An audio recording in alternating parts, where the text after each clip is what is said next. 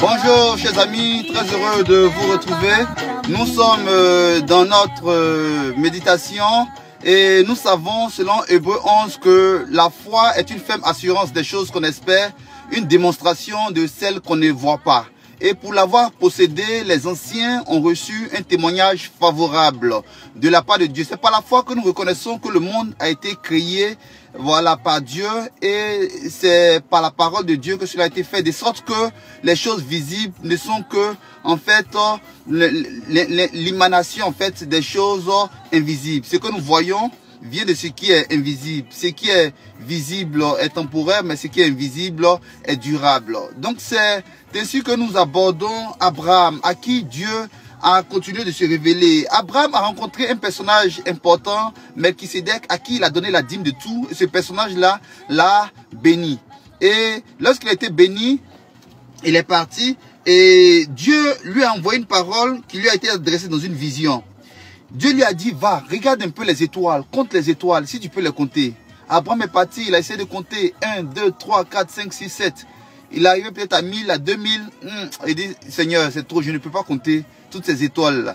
Et le Seigneur dit, c'est ainsi que sera ta descendance. C'est ainsi que sera ta descendance. Et dans Genèse 15, verset 6, il est dit que Abraham eut confiance en l'Éternel qui le lui imputa à justice. Voici un peu l'origine de la foi.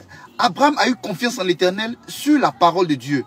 Dieu lui a donné une parole. Dieu lui a dit d'aller regarder des choses, d'aller compter. Alors qu'il savait que sa femme ne pouvait pas enfanter. Il savait que c'était pas possible. Lui-même, lorsque Dieu lui a dit, tu es béni, tu auras un héritage. Il dit, mais moi, je n'ai rien. Parce que voici, c'est mon serviteur même qui va hériter de tous mes biens. Je n'ai pas d'enfant. Dieu lui a dit, non, c'est ton enfant, celui qui va sortir de tes entrailles, qui va hériter de tes biens. Va compter les étoiles. Et il est allé compter. Donc Dieu lui-même a préparé Abraham à avoir la foi à travers sa parole. Dieu a dit à Abraham d'aller compter. C'est lorsque Abraham est allé, il a vu. Il a vu avec ses yeux, il a vu avec les yeux du cœur, mais il a vu. Donc de façon intérieure, il a vu. Et à ce moment-là, il a eu confiance en l'Éternel, à ce que Dieu lui a dit. Donc il n'a pas vu encore d'enfant, mais il a vu dans son cœur. Et c'est ainsi que la parole de Dieu nous dit, la foi est une ferme assurance des choses qu'on espère. C'est-à-dire dans le cœur, on croit, dans le cœur, on espère, on voit les choses, une démonstration de celles qu'on ne voit pas. Donc ce qu'on ne voit pas avec les yeux physiques, mais on les a vus avec le cœur, on les a acceptés, on a cru. L'avantage de la foi, par rapport à tout autre type de façon de croire, c'est que la foi est accessible à tout le monde. La foi est possible aux enfants. Les enfants peuvent croire. La foi est possible aux gens qui n'ont pas fait les grandes études. Les gens qui ne sont pas forcément intellectuels peuvent croire. La foi est possible aux pauvres. La foi est possible aux riches. La foi est possible aux vieux. La foi est possible aux jeunes.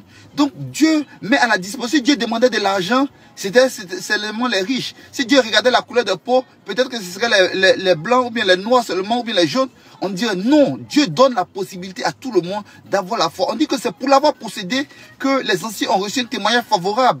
De qui s'agit-il lorsqu'on parle des anciens? On parle d'Abraham. C'est par la foi qu'Abraham a cru. Il est allé d'un pays qu'il ne connaissait même pas. C'est par la foi que Enoch a été justifié comme quelqu'un de juste. Dieu lui a rendu témoignage avant son enlèvement de telle sorte qu'il n'a même pas connu la mort. La foi donne des résultats différents selon les personnes.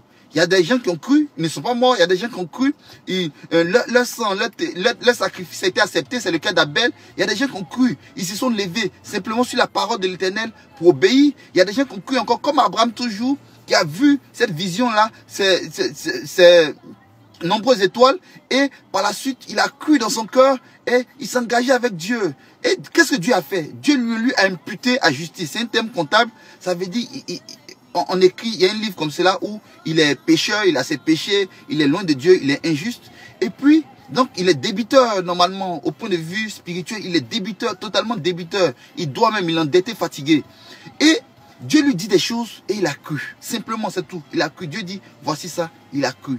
Et Dieu prend cela, il dit, bon, allez, je te crédite de la justice. Tu es juste, de telle sorte que cette partie négative-là, on ne la voit plus. C'est de cette façon-là que, à travers Jésus-Christ, Dieu également crédite ceux qui vont croire en Jésus-Christ, au sacrifice expiatoire du Christ Jésus, qui est venu. Si tu crois, alors tes péchés sont pardonnés, tu es purifié, tu reçois la justice de Jésus-Christ. C'est ce que Dieu attend de tout le monde.